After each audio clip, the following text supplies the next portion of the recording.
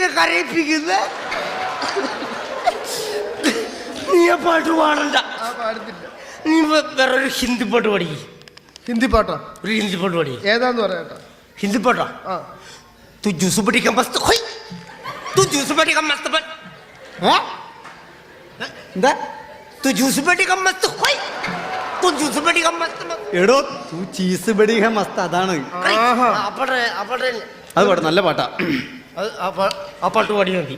ചൂതുമടി മസ്ത് മസ്ത് തൂ ചൂതുമടി മസ്ത് മസ്ത്.